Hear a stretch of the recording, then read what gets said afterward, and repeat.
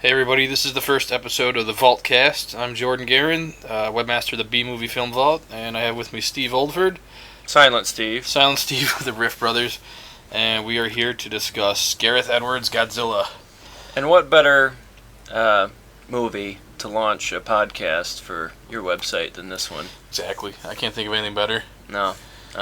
Perhaps Spider-Man 2? No. I know. That would never have materialized. So, Steve, what is Godzilla all about? What is the plot of the new movie? The plot of the new movie, it reboots everything, actually. And to say, for anyone who hasn't seen it, there's going to be plenty of spoilers in this podcast. We should go ahead and say now, do not listen to this if you haven't seen the movie yet. But as a spoiler podcast, I'll go ahead and say that it reboots everything, including his origin to a point. But it's not an origin story. It isn't an origin story, but you know his origin. Mm-hmm. It's sort of like he's always been around. Yeah. And he shows up for this event, and that's the movie. It's kind of like Gigantus the Fire Monster, the It's Americanized definitely the version. same, yes. Anybody who's seen Godzilla Raids Again, it's definitely the same vein of origin. It just doesn't go into the detail that one does. Yeah. They sort of just say, yeah, these creatures existed at one point, and we've kept it quiet after we accidentally woke it up. So, and they don't really put a whole lot of time into that, and nor should they. It doesn't take more than a couple lines of dialogue to get that idea. Yeah. What this movie really is about is Godzilla being woken from his slumber to deal with a problem, basically. He's not the villain, and he's an anti-hero, as everyone keeps saying. Yeah. He's just a force of nature, and he doesn't attack humanity at all in the movie, really, but he doesn't pay as much heed, because, I mean, when he's fighting the Mutos, he destroys Honolulu, and San Francisco gets torn up pretty well. Yeah. But, I mean, it's weird, though, because it seems like he's trying to avoid the battleships when he comes into the bay. I don't think he's avoiding them. I just don't think he cares what they are. You're probably right. And he's too big to care. You have to realize, too, that this isn't like a movie where he doesn't understand anything that's going on around him. Oh, yeah. He's had, obviously, right in the title sequence, you know he's had experience with the military because they try to blow him up over and over again. But it's like he doesn't care. That it's inconsequential to him that they exist. His main drive is his relation to the creatures that he knew from his time period, basically. Yeah. He knows how to hunt Muto, or whatever he would call them. I think they're just oversized cockroaches to him, but... Well, I mean, we'll get to it later, but the female Muto is actually a match for him in size almost. Like, it's only, 50 feet shorter? It is, but they don't... And one thing I really liked about this movie is they don't spoon feed you a concept over and over again to try and get the point across what's going to happen. Because some movies get over-telegraphed with the conclusion because they get you prepped for what they want to conclude the movie with. This doesn't do that. They sort of just throw it out there that that Godzilla hunts these. But the thing is, right in the beginning, when they first find the two, or the one egg sac, or whatever, the cocoon, I guess. Yeah, well, they find one and then the intact other one's hatched. And the other one is broken open. But it's right next to a carcass that it arguably could be a Godzilla creature carcass. Yeah. And just from that image, you realize that these creatures, they survive off radiation, and the old way that they did it was by killing a Godzilla, a radioactive creature like that, and nesting in it somehow. Makes sense. Yeah. Right? So they give you this image, but they don't spend 10 minutes telling you what you're seeing. Yeah. Which is very like a relief to me. So I thought visually it was stunning as far as what it tells you story-wise, visually. Yeah, no, it's a beautifully shot movie, and it doesn't pander to the audience. It doesn't hold your hand and say, "Now here's what's happening." You kind of figure things out for yourself. Yeah. Or if you're most of the people I've been arguing with online for the last few weeks, you had no idea what the hell was going on. There is a contingent, and it's always squeaky wheel gets the oil. Like, I mean, the people that don't like it are going to be louder about it. Oh, yeah. I think generally a lot of people like it. Just people who like it just move on with their lives. Yeah. Or sit and argue with them in forums and stuff like I've been. But we'll get to the complaints later. But we're skipping over what the movie is basically about, and any Godzilla fan would be happy with, is it's just about Godzilla showing up and taking care of a problem, just like he did over 20 times. Over 20 times. And you know what? And I told you this after we watched it, that this movie is like an amalgam of the character. Yeah. You could see bits of the Showa era Godzilla, the Heisei era, and I would say just in the design, maybe a little bit of the Millennium Godzilla. But he has the character of a Showa era. Yeah. He's definitely the old Godzilla that is sort of benevolent in nature, just only wants to deal with problems that are his size, and then goes away. and that happens so many times in Showa, like where he just, people were just these things that would irritate him, but he just didn't pay that much attention to. Until you get to the final film where humanity's actually helping him fight monsters. Like, they take on Titanosaurus while he beats up on Mechagodzilla in the last movie. There's some of that in this one, too. That's true. Except humanity is useless. They're useless, but they do try. And they get points for that. And to an extent, I would say, and this is spoiler territory again, what Aaron Taylor Johnson? Yeah. Or Ford Brody, let's just call him that. What Ford does do is kill all the eggs. Yes.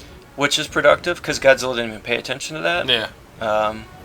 And that would have definitely been a problem. So, there was no eggs hatching at the very end. Yeah. There's none of this. All the problems still out there. There's none of that, and I like that. It's a self-contained story. There's no teaser. The only reason there would be a sequel is because you would want one. And we do. Which is the way movies should be. And it's interesting to point out that whole egg thing, because not only does Godzilla not care about that, he's more busy with the two Mutos he's fighting, but the rest of the military team just, says, let's go! Yeah. They take the nuke, which at the time, towards the end of the movie, there's a whole, Dark Knight Rises kind of thing where there's a nuke about to go off and we have to get it out of the city before it kills everybody. Yeah, except it's not about to go off for 6 months. It's about to go off in half an hour. Yeah, they have 27 minutes. Yeah. To pick it up and run down the street with it during a monster battle. But now that you're saying that, though, and I don't want to interrupt you. Yeah. Hold on to your thought there. I do like how the military was portrayed in this as not morons. I'm kind of tired of let's just shoot at everything. As far as the military in movies. Yeah. The Michael Bay Bring the Rain thing that he does every movie. This is they want to protect the populace. They don't do it very well, but they want to. And they have a decent plan, it just doesn't go about the way they want it to, which is realistic. It's not going to go the way you plan. And I like how when the plan went wrong, their main objective was get the nuke out of there. It's not like get the nuke out of there because someone else did it. It's like, oops, we did this. Yeah. So they had a plan B from the get-go. Yes, and all the soldiers, and Ford Brody's getting, I guess, the whole performance by Aaron is being criticized. Yeah. But I think there's something to be said that he, even though he does want to get back to his family, he also takes being a soldier very seriously. Oh, definitely, yeah. And is willing to put his life on the line. All of them are. Yeah. So I like the way the military was portrayed in this quite a bit. It wasn't rah-rah, but it wasn't disrespectful in any way. Yeah. They're capable, but they were out of their element. Nobody's dealt with something like this before. And all of our guns and rockets and missiles were useless because the hides of the monsters were too thick, apparently.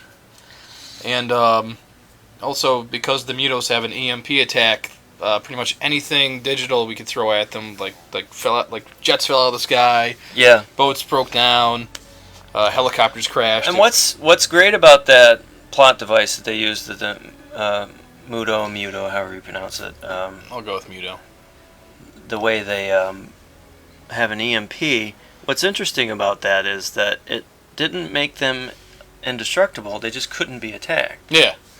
So then at the end, when they start getting the shit beat out of them by Godzilla, it's not like Transformers where they're bulletproof until the end of the movie. You know what I mean? We just discovered this new round that could burn through your armor. And then we won't use it in the sequels. No, it's not like that. It's that until Godzilla showed up, there was nothing that could pack enough punch that they could get at it. Yeah, just annoyances. Yeah, so that was nice to me that I didn't have to have things explained to me afterward. Because everybody walks out of the theater and tries to make sense of what they just saw. Yeah. I didn't have a whole lot of that when I left. So it was nice that they used that ability to explain something else. It had like a double effect. Yeah, definitely. All right, so what were you saying? Did you hold on to that thought? I'm sitting here nursing a beer. I'm like, something about the thing. It's gone. It's gone. It's the Steve Show. Guest starring Jordan. Yeah. But as you can see, he's very passionate about it. We both are. For anybody that doesn't know us, that goes to Jordan's site and actually listens to this, we actually met through Godzilla in an odd way. In a very odd way. You just moved back up here from Florida, right? Yeah, I moved into the area, I wanted a job, and Jordan worked at a video store, and I wanted a quick job. I wanted a paycheck fast. And on the application, you had to write what movies you had seen that impressed you lately, and one of them that I put was Godzilla GMK. And that obviously jumped out at Jordan, who was reading it. So he didn't look at anything else on the application. He just looked at that and had me come in, and I got hired like almost immediately. Pretty much. So, and that was almost a decade ago now. So. Yeah, it was. Oh my God. But yeah, that's it's funny how we met each other that way. And it's always been a strong part of our friendship to meet eye to eye on Godzilla. And what's interesting with this movie, if you've been a lifelong Godzilla fan, it's sort of the final manifestation of what I think as a child that you really liked about him. Yeah. This is the movie where he is everything you thought he would be. Weaknesses and strengths. Yeah.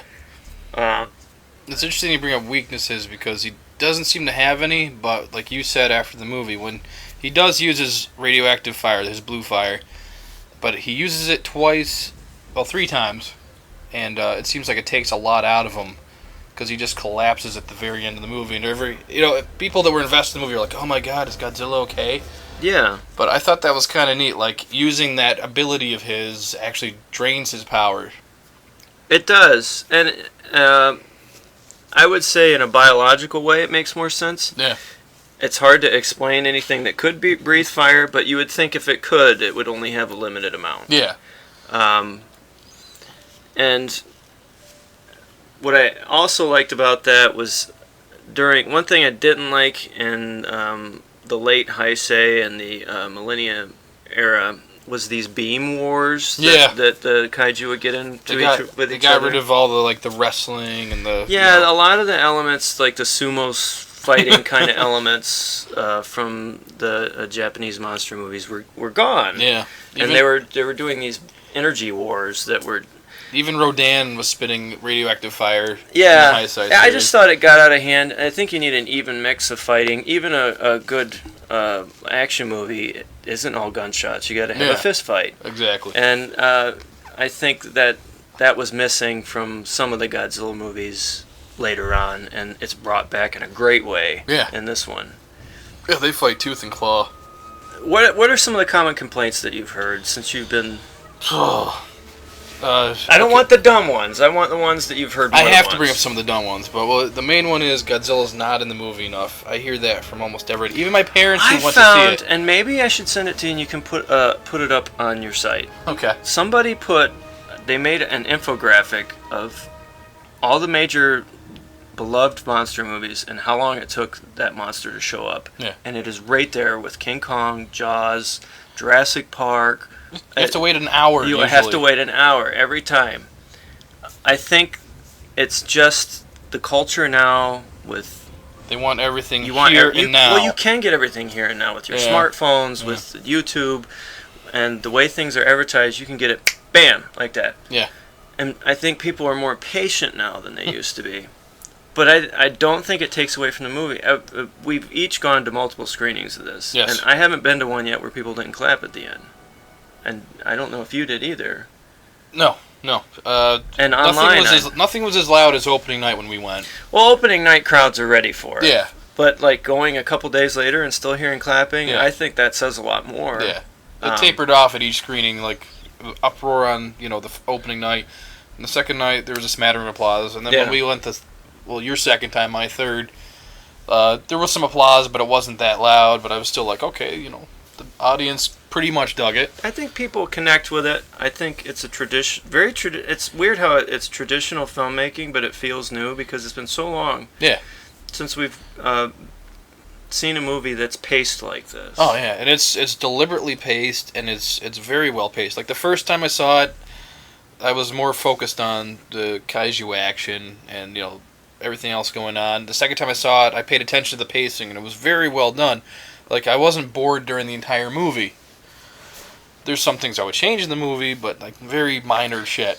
That's what's funny that you say that, though, and this brings up a common complaint that I've heard, is that it's great when Godzilla shows up, but you have to trudge through so much boring stuff to get to that. Basically, people saying you want the human characters doing more. But this is like the first movie in a long time that is a genuine B movie. Yeah. It has every great B movie. I don't care if you're watching Godzilla or Harryhausen. The humans have nothing to do, and nobody's there to watch the humans. Yeah, and usually they're boring as shit.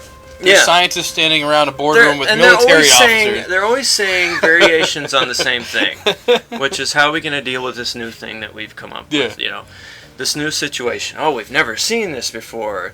Let's brainstorm and find its weaknesses, and And then cut away, and it's like, attacking like a farm somewhere. Yeah, or it's the same build-up for all those. And this falls right in there with this. It could be just as beloved as that. I think the difference is this movie was advertised as sort of Godzilla is our punishment.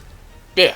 And when you watch it, it isn't anything but that. And I think the expectations of the larger audience being brought into this are changing their perception of what the movie should be. Yeah. But unfairly.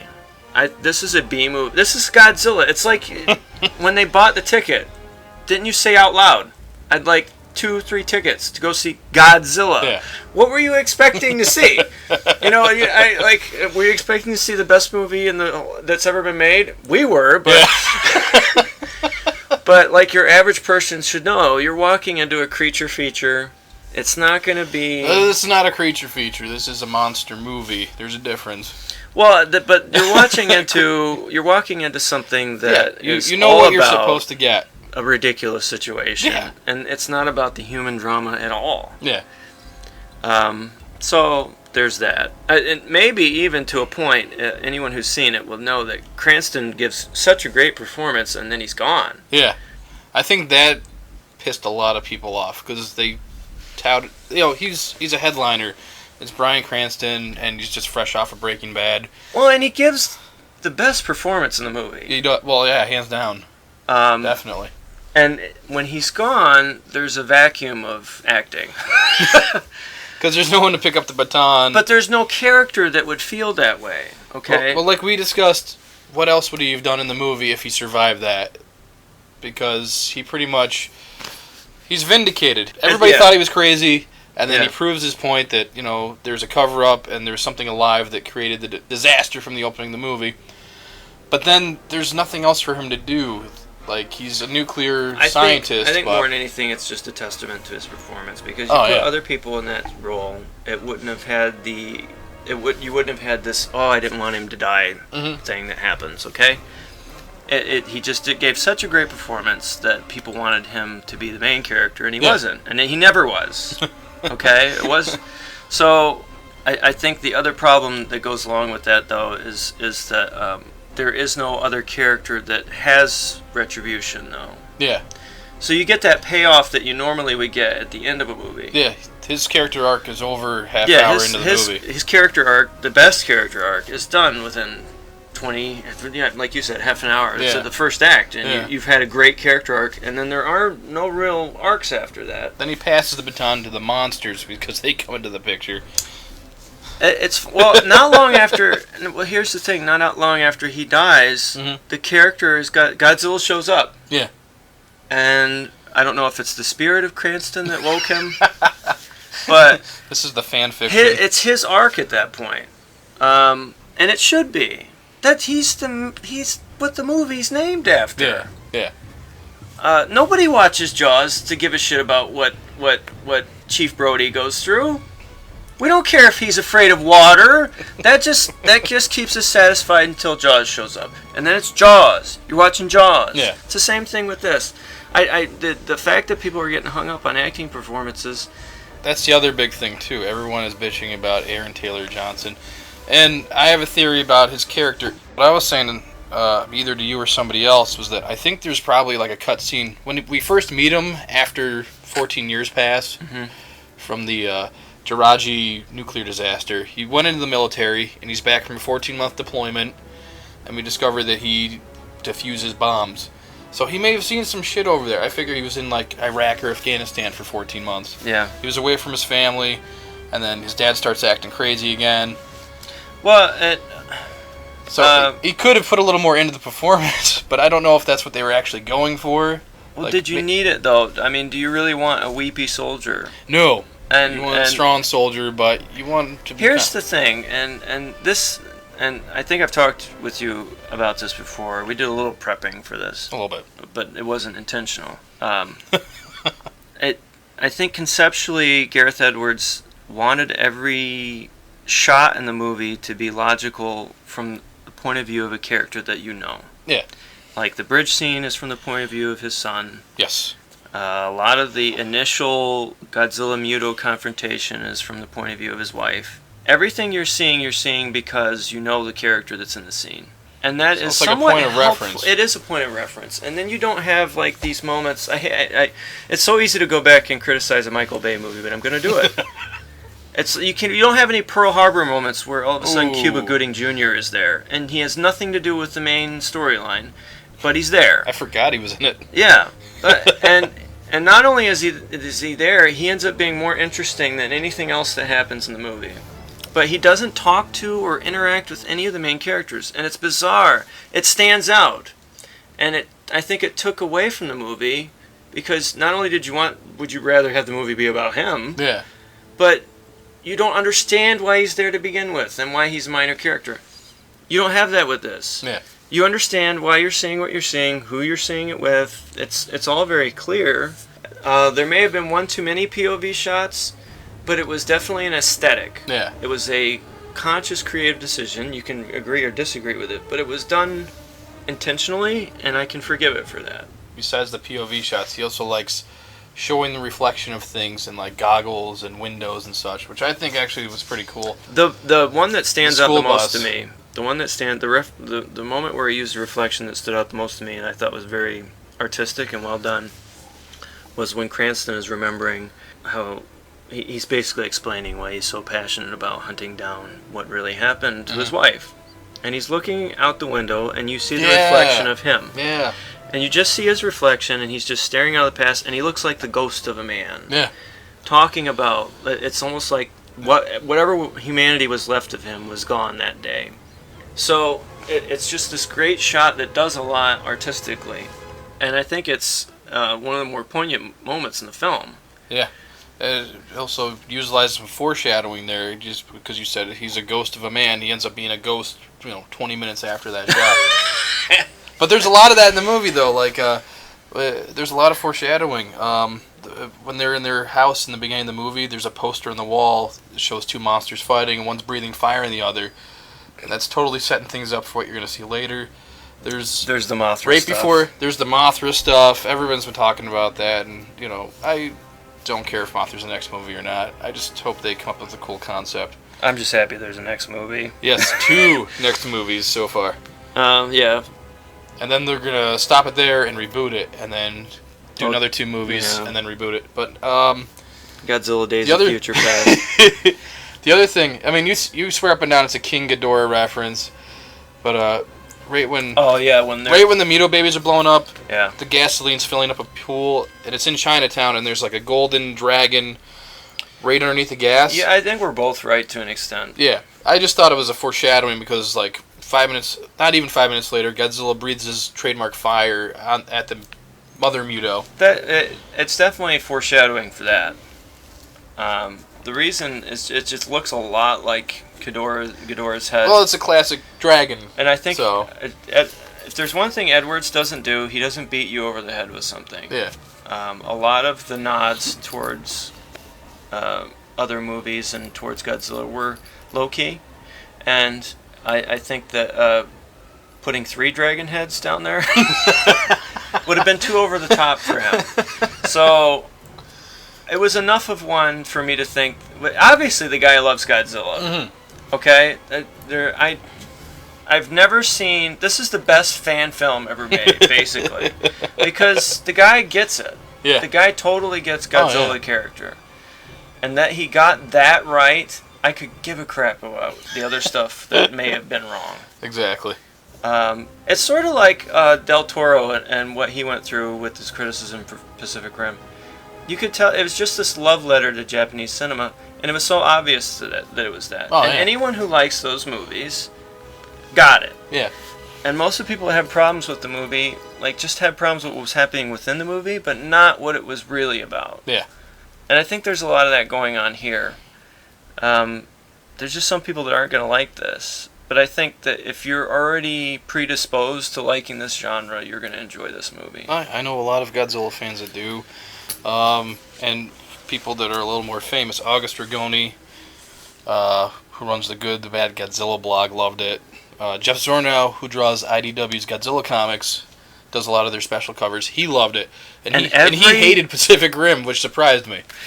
And what's important to me, not only that Toho liked it, but every Godzilla suit actor. Yes, every Godzilla suit actor liked it. Loved it.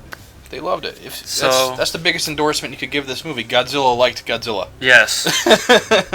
Let's jump in here and say, where do you think it ranks in the series? We'll go definitely top 10. That's hard to do. I would go top 5. Top 5? I would go top 5. The tough thing about ranking Godzilla films is because my favorite Godzilla film is whatever one I'm watching at the moment. What's your number 1? My number 1, and I only picked this because I saw it first, would be the original Godzilla, the Gojira. Oh, okay. I accidentally saw it first. Because my parents knew I was into dinosaurs and recorded it for me back when you could do things like just record on VCR.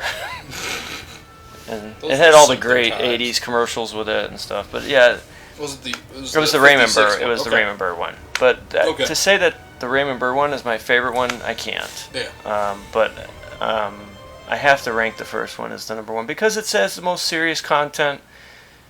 The imagery is awesome. I don't know like how long it's been since you've watched it again, but like it's been like 2 years actually. I got to get on that. It's just visually stunning. Even today, I think the suit holds up better than a lot of the other ones. Yeah. 200 pounds of rubber there. And there are these moments that are just dreadful in it, that are awesome dreadful. Do you remember the part where Tokyo Tower's my favorite part when he starts attacking the city? Well, there's a part where there's this woman holding her kids. Yeah. And he's coming, and you see he's burning stuff, and she holds her kids close, and she says, "Don't worry, we're going to be with your father soon." And you're just like, "Oh my God," Like there's just no hope, and he's just this menacing beast. But then like that happens, but then like 5 minutes later, there's a police car sitting in the street. Godzilla looks over the buildings, breathes his fire, and then there's that hilarious scream before they all burn to death. Oh! Ah! Yeah. It's not supposed to be funny. That one would have. I think the reason it's easy to pick that one as a favorite too is because no one will argue with you. It's sort of like how people will like. People will like if you say what's your favorite King Kong, you're gonna say that the 33 one because who's gonna argue with you? Like even if like in your heart of hearts you I kind of like the one with Jeff Bridges, you know what I mean? Nobody likes the one with Jeff Bridges. I do if you imagine him as the dude. It's awesome. He even has the beard and everything for it. I prefer its sequel with King Kong's wife with her big ape tits, and he has a fake heart that Linda Hamilton has to reprogram. It's and so they ridiculous. Screw in a barn. Yeah. Don't they screw in a barn? Something like that. Or some big warehouse. Oh, gosh, that one's like... But it's watchable, and you like watch it more than you'll watch the 33 one. So does that make it your favorite? Who knows? No.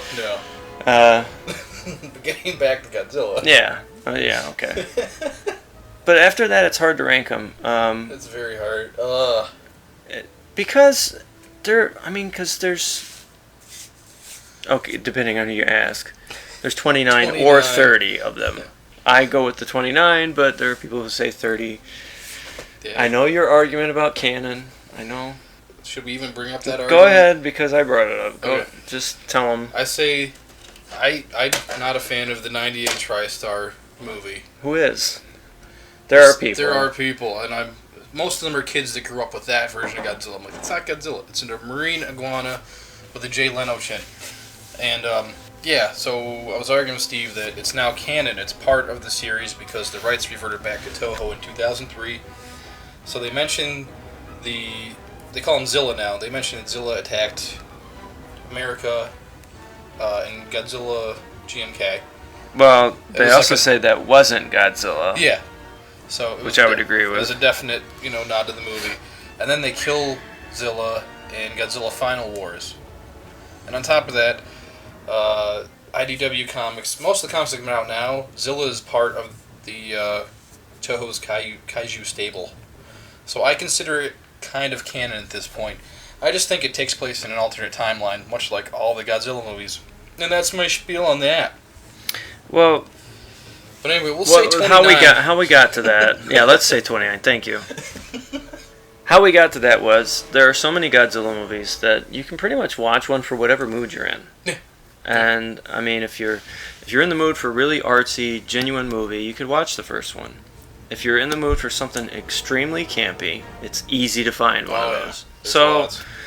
But none of them are irreverent to the character. Yeah. None of them. Except for the American one, which I think was the greatest sin the movie committed. It's irreverent to the title character. The 98 one, be careful, there's 2 American ones now. Oh, yeah, you're right. Yeah. But this one's more British. Oh my God, you're right. So, ranking is impossible, but I would say it's top 5 just because... It's top 5, you would watch it more frequently than the other... Well, here, I'll go ahead and throw it out there. Okay. Probably my all-time, I can watch anytime favorite is Godzilla vs. Megalon. I don't understand it, though. I don't understand why it's like that for me. It's because of Jet Jaguar. But here's the hang-up I have with that. I'm not going to tell anybody that, even though I just did. You just told the entire world. But, I'm not going to rank it that way, because if you're going to make a top 5, you're in the back of your mind, I think you're trying to create a list that people can relate to. Yeah. And no one's going to put Godzilla vs. Megalon in their top 5. But it's just a personal favorite of mine. Come on, it's got amazing stuff. He slides on his tail. It's just amazing. It has like it has like a gay. I think it's the only gay relationship. That's true. Yeah, we've thought. Yeah. It's got to be. Rex Stardust comes by there and the scientist boyfriend raising a kid. Yeah. Kenny with 2 dads. Kenny with 2 dads. Oh, it makes it weird that they put him in such short shorts. So. You think gay dads would have a better fashion sense than that? But it's just a fun movie. I can always watch that one. So yeah, where it ranks in the series to me, it's very high because this is like an all-encompassing film. Mm-hmm. This is the film that you've been waiting for as a Godzilla fan. I think it's great that he finally gave fans their due. Yeah. It's so great when fans get their due. I think a lot of people got that with Avengers. Oh, absolutely. Yeah. The build up to Avengers, maybe not so much. The standalone films, I can kind of take and leave any one of them. But Avengers was this moment where finally somebody gets us. Yeah. And I think you get that with this. It's universe building. Yeah. I don't know if the new Godzilla is universe building yet, but it has. It has an incredible backstory, though. Really, Yeah. I mean, you have now, instead of having to come up with a monster origin every movie, you can just say this used to exist. This used to exist. So they could pretty much come up with anything and say this was also around when Godzilla and his kind were walking the earth. But I wonder if they're gonna toss in like, space invaders or anything at some point, or like, will they build a giant robot to fight Godzilla? The thing with the Space Invaders, and those are great movies. I know you're referencing Monster Zero. And, and Destroy All Monsters to an extent. Destroy All Monsters is an alien invasion one.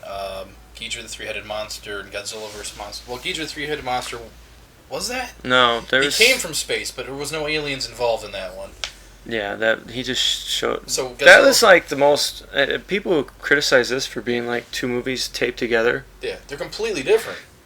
Godzilla versus King Ghidorah couldn't be any like what the humans are doing and what the monsters are doing couldn't be any further apart. Oh yeah, they're just happening near each other. Yeah, I mean, there's gangsters, and like this princess from another world thing. Okay, so there is an alien reference in it, but not so much an alien invasion. But I think where a lot of that came from, and this is what I was thinking when you mentioned that. I don't know if they're gonna pay on. They wouldn't. It just doesn't. They wouldn't do that. But I think originally that stuff came about from a lot of outside world influence. Godzilla, the Showa series especially, was so influenced about what was going on cinematically and on television in Japan at the time. Yeah. Which is how you got Jet Jaguar because of the popularity of Ultraman. Oh yeah. Absolutely. And I would say that, like the space stuff just came from like the science fiction surge of the time. Yeah. And it also gave them an opportunity to create another monster. They're not going to have to do it like this time. Yeah. If they did it, they would be doing it on purpose. Yeah. And I don't know if that's how Edwards is wired.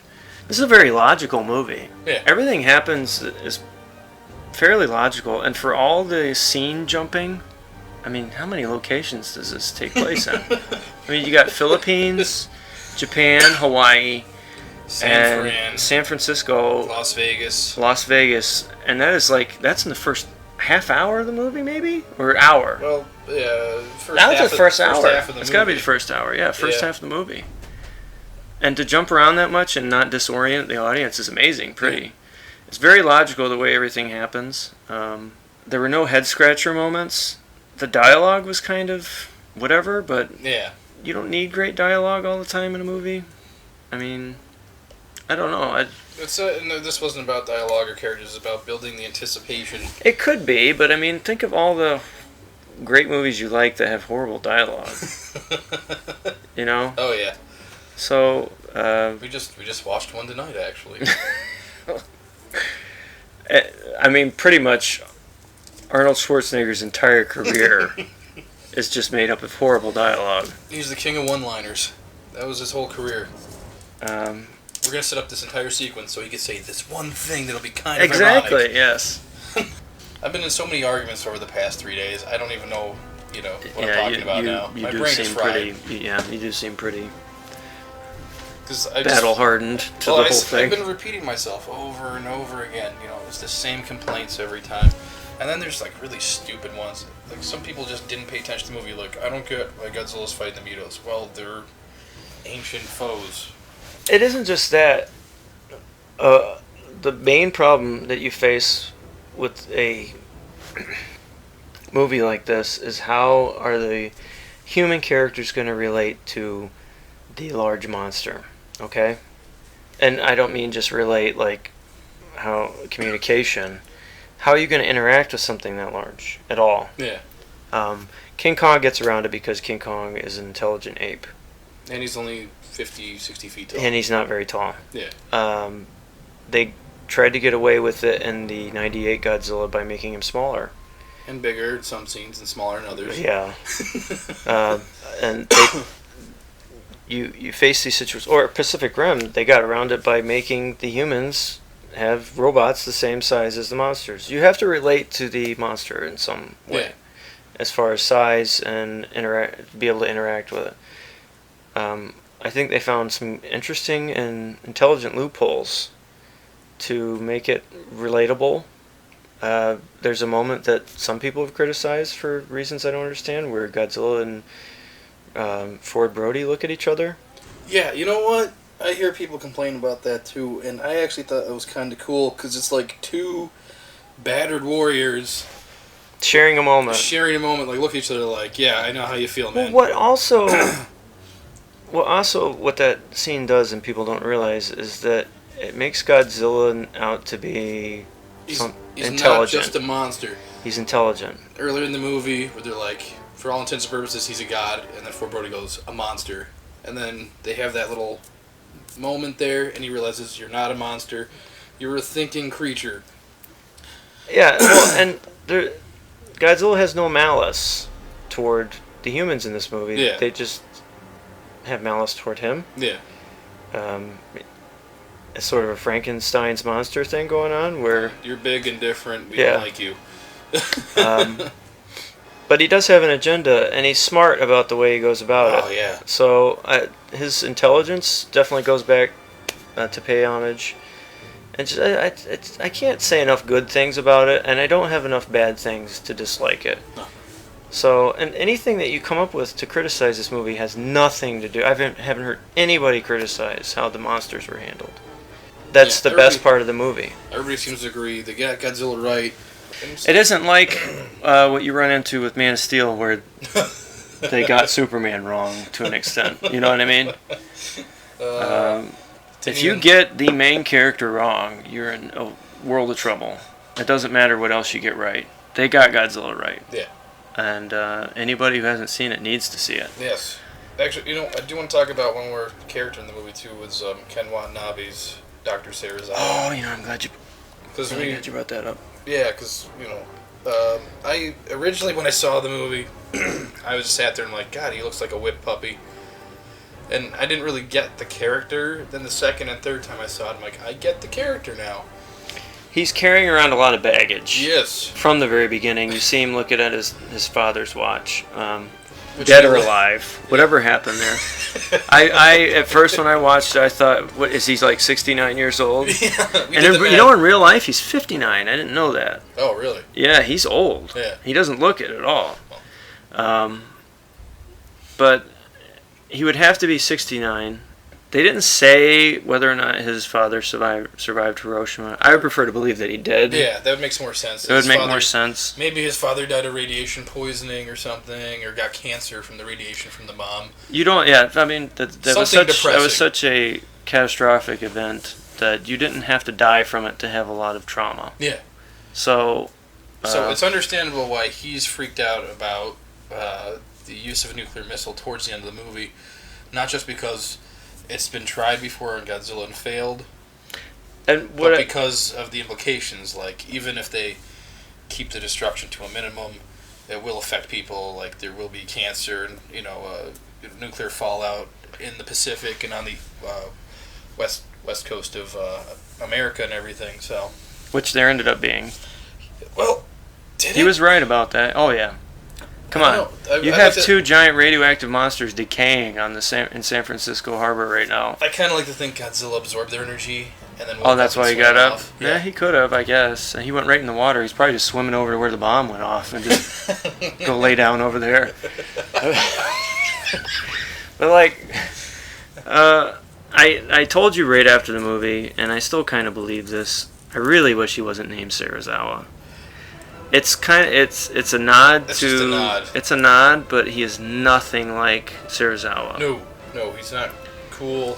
Doesn't have the badass eye patch. I just brought it up a couple moments ago, but the original Godzilla is like Frankenstein. Yeah.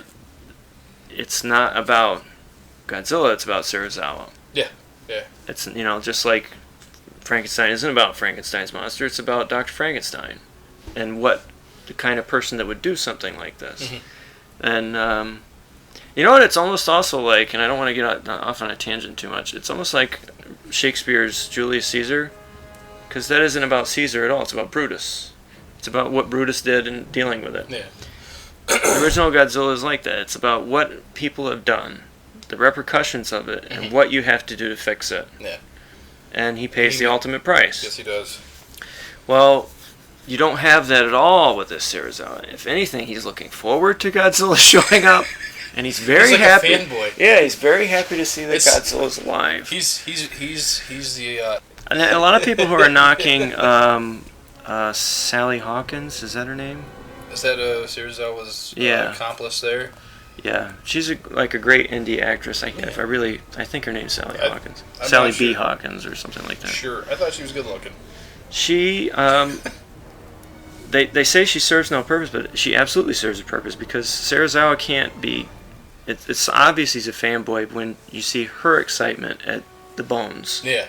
Is this him? You know, he couldn't do that because he's supposed to be carrying around this weight through the whole movie of he's just dour. He's just depressed. He's really tough to be around. I told you, like, he carries that watch around. Like, if he's at a party, does he what time is it? Yeah. Oh, it's 8:15. Oh, that's right. This is my father's watch. That's Hiroshima time.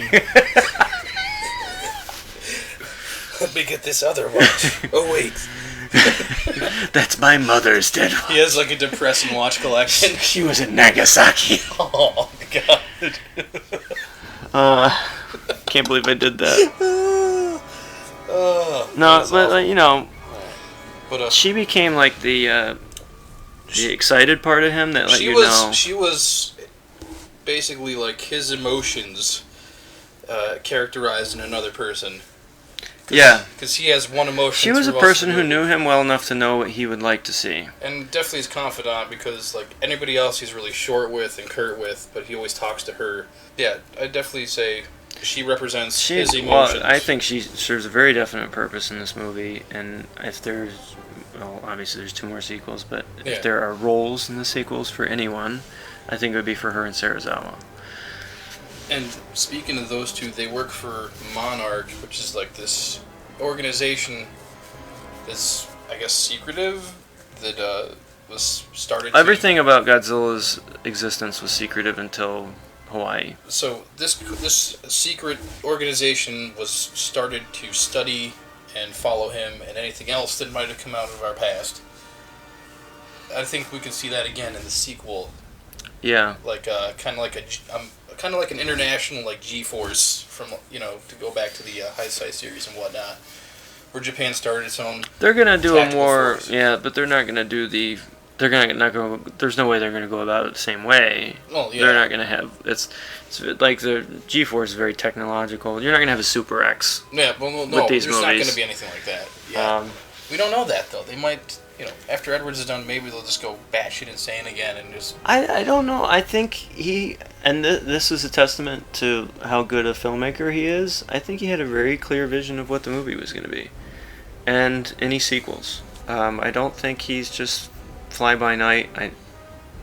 There was definitely... If there's any movie where there wasn't any improv this year, it was this one. Yeah. Which is a relief. Yeah. To have a filmmaker that's that in control of the story. There's so many movies that you watch where you kind of think that they started filming before they knew what they wanted to do with it. And it translates. This is, as much as you want to criticize the screenwriter and the filmmaker of this movie. But there's more than one screenwriter. There was 4 other people that touched that script before Max Borges got the full. He's the final guy. But Darabont had his hands on it a little bit. David Goyer had it for like a week. That was a while ago, yeah. though. This is a very logical, clearly thought out movie. All the action scenes made sense. Yeah. You knew what was going on. You knew what was happening, and there was nothing that happened where you were like, huh?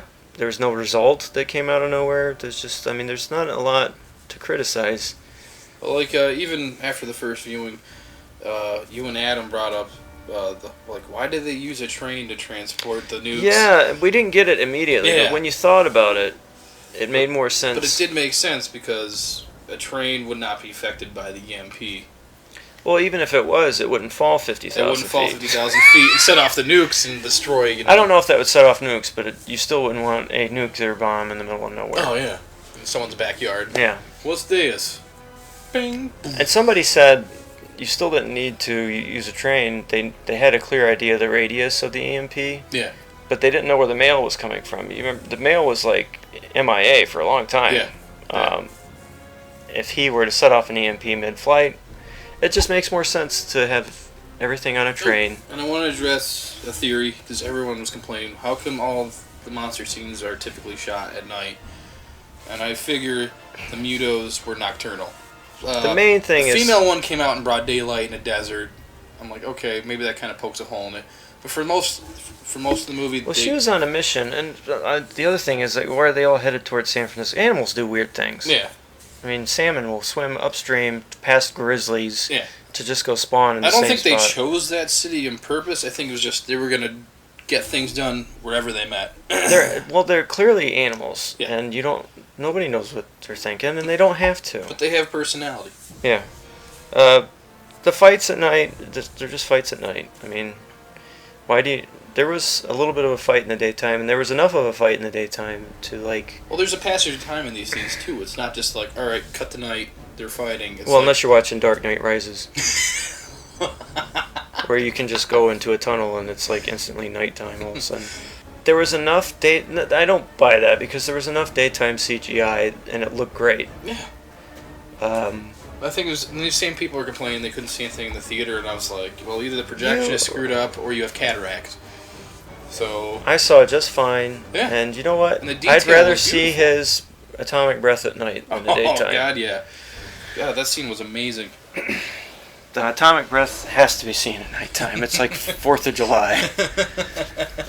And the sequel, I have heard that Edwards is interested. He likes the idea of a monster island of some kind. That would be very cool. So, no, is this an already existing monster island, or is this like a volcanic isle that appears overnight and, you know, it's populated by creatures? I think within the logic of the movie, this is something where they start to find these creatures more readily and deal with it in some way.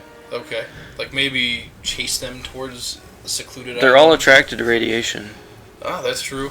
I think if these creatures...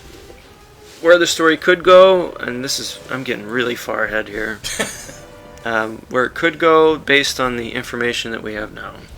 If they're attracted to radiation, and a bunch of monsters start showing up looking for radiation, nuclear power is going to go to the wayside. Oh, yeah. Okay, and they're probably going to have to do like they did in the desert there, and have all your nuclear stuff in one spot and attract them there, and just have them deal with each other. Because if there was enough energy there, which is food for them, they wouldn't want to leave. Yeah, that's true. They're not interested. This isn't like this. I think people are so used to having bad guys with an agenda that's against humanity. The Mutas had no problem with humanity. They just wanted the nukes. Yeah, they just wanted the radiation. It happened to hurt a lot of people. So they could procreate and then make things worse for us. But we're an inconsequential casualty of their intentions. And I think that's the whole theme of the movie, is that humanity is very inconsequential in the long run compared to these things. Nature, we can't control it. Well, let's go back to the Avengers. Okay. You have all those aliens show up at the end of the movie, Mm-hmm. but why on Earth, or Earth in general, what is so interesting about Earth that it needs to be taken over all the time by everything? Oh, in that movie it's because Loki wanted to spite his brother. Yeah, but that's one hell of a contract they signed up for to go through a wormhole. Other films, it's because they want our natural resources for some reason. There's something on Earth that they need. But you have none of those motivations in this movie. No. And you wouldn't. Animals. You wouldn't in the sequel. I would think logically, if there's a Monster Island type of scenario, you would have them there, and they wouldn't want to leave. Yeah. You don't have to block them in. They wouldn't want to leave. They would fight each other. It would be awesome.